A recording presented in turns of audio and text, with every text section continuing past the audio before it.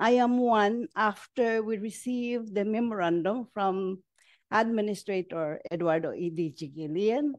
The team composing of technical engineers from the Mindanao regions, Region 9, 11, 12, 13, and from the central office, proceeded immediately to the Maging Communal Irrigation Project.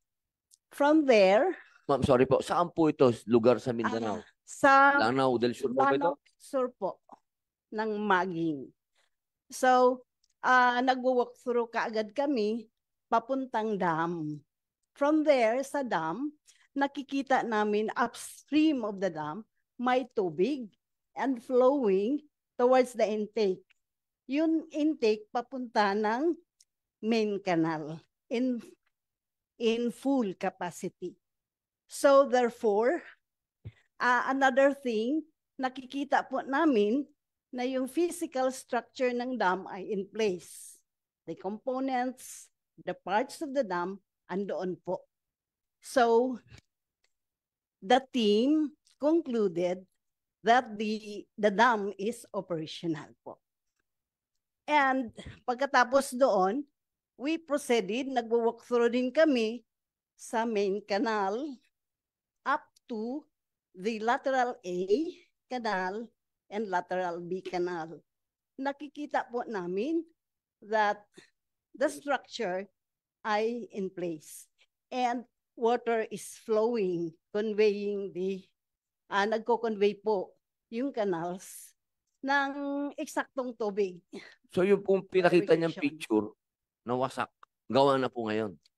Opo, lahat. Hindi namin nakikita yung mga pictures na nasa social media which questions the integrity of the project. Yun po, sir. In fact, we have farmers na gumagamit na po ng tubig, nagtatanim na po. So yun, the Maging Communal Irrigation Project is operational. Yun lang po ba ang kanyang sinasabi na nagkaroon ng anomalya doon po sa inyong ahensya? Yun lang po? Wala na po bang ibang siyang tinuro pa? Meron pa po yung ating Ditsaan Ramain National Irrigation System, particularly yung Water Masters Quarter na nasisira nung nakita namin, pinuntahan namin, nakikita yung door at saka yung electrical lang po. With the permission of Senator Padilla, tama ba ito yung posted sa kaliwa? Ibig sabihin pinost nung naging biktima.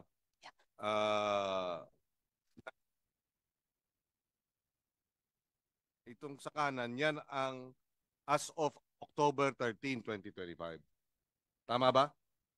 So, ang sinasabi nyo rito, outdated yung kanyang mga in-upload na photo. Outdated. Ibig sabihin, luma. Ayan, ito yung pinicture niya sa kaliwa. Tama? At base doon sa in-encircle nyo, yun yung puno, naroon yung tower sa kaliwa. Ngayon, andito yung puno, andito yung tower sa kanan, at yan na yung kanal. So ito hindi tapos, yan tapos. Ganun. Yes, go ahead.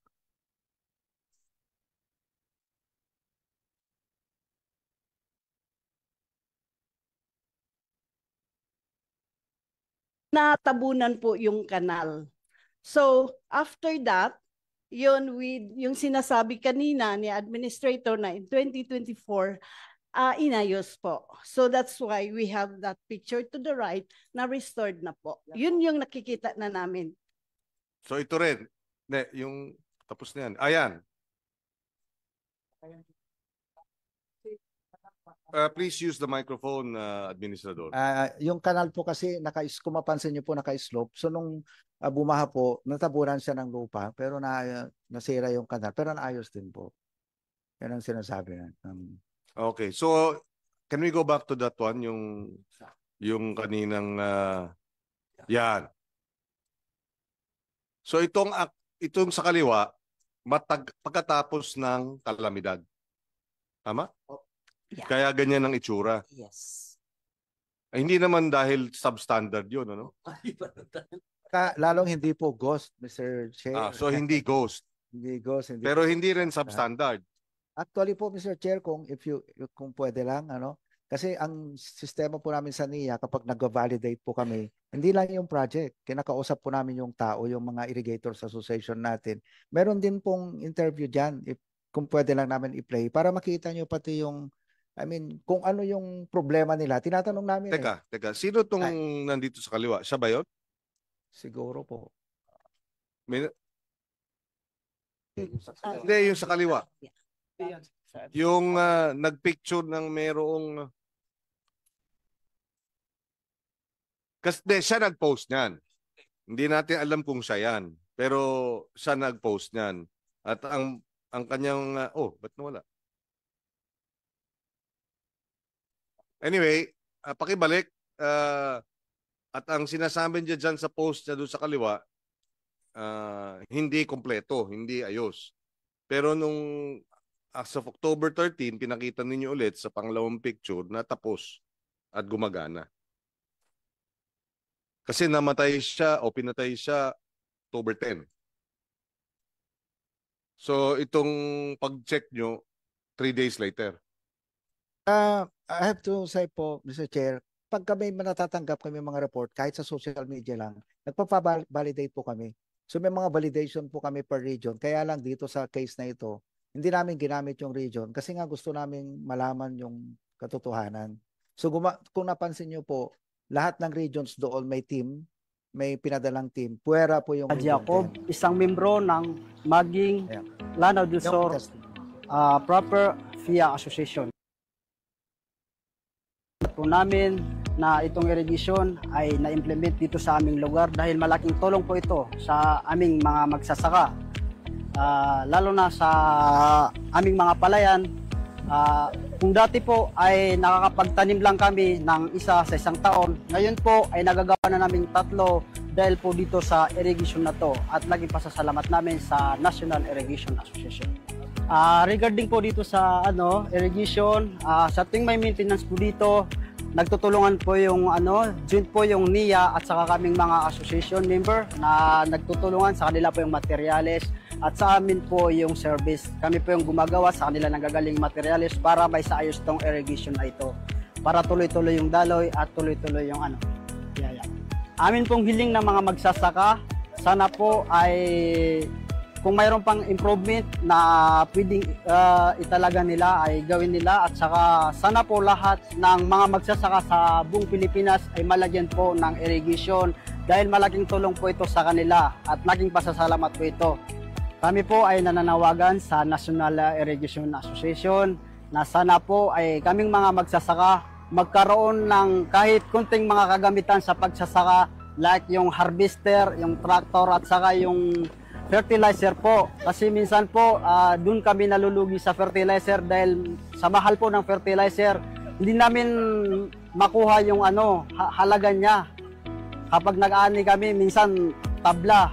Sana po matulungan nila kami kahit konti po at saka yung mga ibang kagamitan po. Salamat, maraming salamat. Mr. Chair. Anong tanim nila? Palay po. Palay. Okay, go ahead. Actually please. po, kaya namin pinami-interview. Before you proceed, we'd like to acknowledge the presence of the chairperson of the Committee on Senate Committee on Finance, Senator Win Gatchalian. Thank you for joining us. Go ahead. Actually po, pag nag-interview kami ng mga IAs po, para rin malaman kung ano talaga yung kailangan nila, yung actual na kailangan. And usually po, of course, yung additional sa irrigation nila and yung ating mga farm inputs, yung mga yun po yung Chairman, mabalik lang tayo Yes, go ahead. sa napatay. So masasabi niyo po talaga na sa inyo pong ahensya wala pong nangyaring anomalya. Opo. Gusto ko lang po idagdag. Kasi Mr. para Chair. maliwanagan po natin dahil Opo. alam niyo po, tinawag po ang atensyon namin kasi ng mga grupo